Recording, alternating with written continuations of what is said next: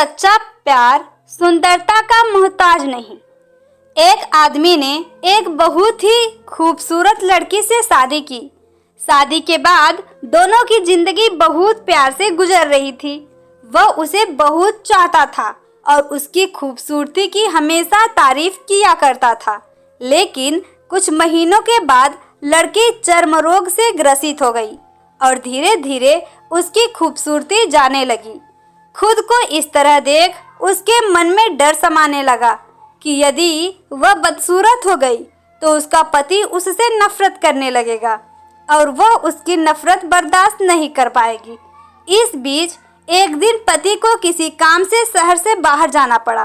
काम खत्म कर जब वो वापस घर लौट रहा था, उसका एक्सीडेंट हो गया।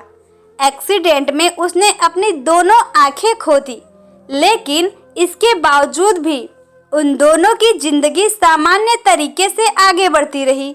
समय गुजरता रहा और अपने चर्म रोग के कारण लड़की ने अपनी खूबसूरती पूरी तरह गंवा दी।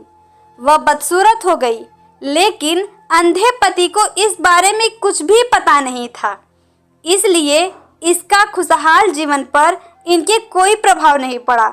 वह उसे उसी तरह प्यार करता था। एक दिन उस लड़के की मौत हो गई। पति अब अकेला हो गया था। वह बहुत दुखी था। वह उस शहर को छोड़कर जाना चाहता था। उसने अंतिम संस्कार की सारी क्रियाविधि पूर्ण की और शहर छोड़कर जाने लगा। तभी एक आदमी ने पीछे से उसे पुकारा और पास आकर कहा, अब तुम बिना सहारे के अकेले कैसे चल पाओगे? इतने साल तो तुम्हारी पत्नी तुम्हारी मदद किया करती थी। पति ने जवाब दिया, दोस्त, मैं अंधा नहीं हूँ, मैं बस अंधा होने का अभिनय कर रहा था, क्योंकि यदि मेरी पत्नी को पता चल जाता कि मैं उसकी बदसूरती देख सकता हूँ तो यह उसे उसके रोग से ज़्यादा दर्द देता।